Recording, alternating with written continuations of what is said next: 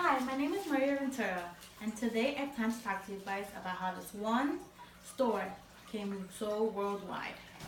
I intend to tell you how Starbucks began, if they had any obstacles, and how the company spread. Chances are you've had Starbucks before, or you're drinking one now, or you're thinking of one, because I know I am. But do you know who helped get that Starbucks into your hand? Or who had the idea of Starbucks in a new direction? Well, I plan to talk to you guys about the evolution of Starbucks. I've been a customer for over 4 years, and this is why I think qualifies me to talk to you about Starbucks. The first topic I plan to talk to you guys about is the beginning of Starbucks. It started with 2 students and 1 professor. Of course, they're in college. And they were inspired. The second point is if there were any challenges they had to overcome, which was in 2008. The last point I'll be talking to you guys about is the growth and spread of the company. The first Starbucks was opened in 1971 in Seattle, Washington. As you can see here, it's named 1912 because it was the name of the place they were in, 1912 Pike's Market. It started off with Jerry Baldwin, Gordon Boker, and Zeev Ziegel. They were the original founders of Starbucks, as you can see here, from left to right.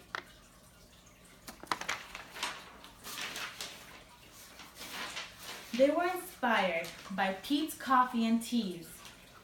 They wondered how Pete could make a profit of only selling coffees and tea. I wonder that too, of course. When they first opened, they would sell only roasted coffee beans. And then after time started passing, they opened it into a coffee shop. It wasn't until 1987 when Howard Schultz came into the picture. This is Howard Schultz holding a Starbucks coffee because he is now the CEO of Starbucks.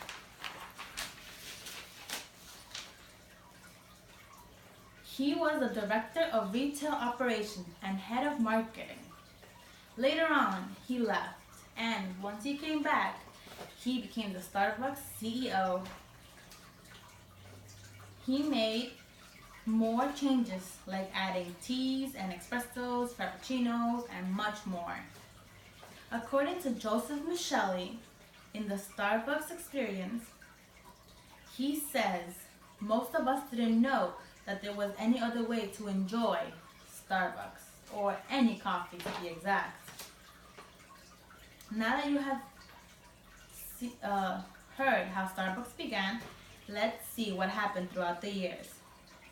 In the beginning, the only real obstacle Starbucks had was choosing what logo they would have and what's the name. Of course, we can all guess the name was Starbucks. Here is the first logo they ever had. Then, here in 1992, you see how it changed dramatically. And in 2011, and the last but not least, now, 2015, 2016.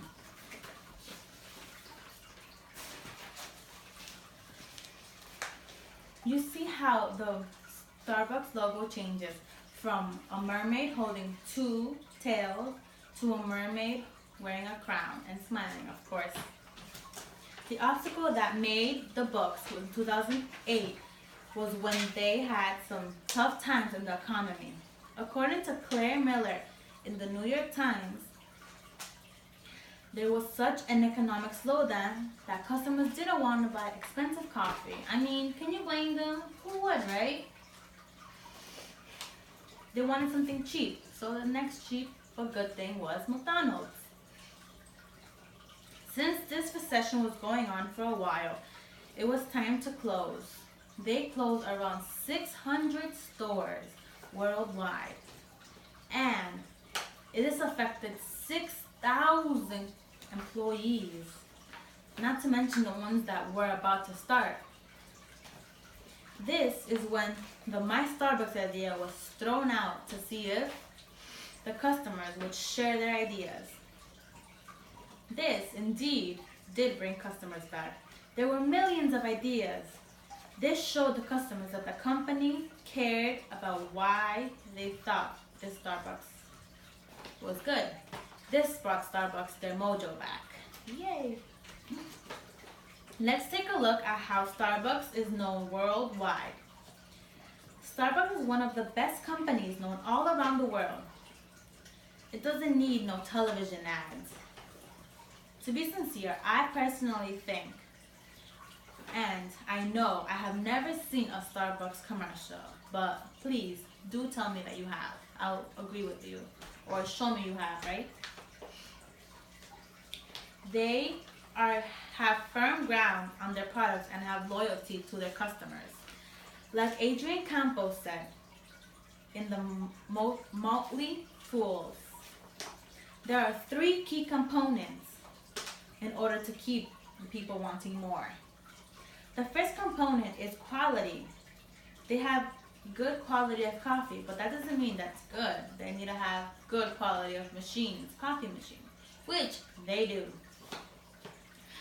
The second component is service, because they need a baristas to give us good service, or else there won't be any loyalty to the customers, right? For them to have good service, the baristas spend over 30 hours training. This makes them professional if you think about it.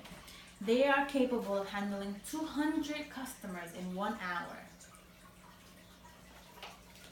The last but not least component is ambience. They need ambience because they choose the color combinations, the couches, the lighting to create a warm and environment for us to love, coffee lovers, right? Finally, we see how there are a lot of Starbucks stores, especially in the city. Am I right? We see the beginning of Starbucks, how they dealt with the economic crisis, and how it became a worldwide company.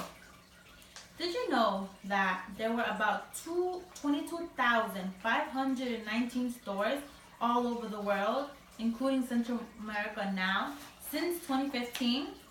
This is a map showing you guys how it spread worldwide, starting just in one store, and this is how it's become a few years later. Thank you so much.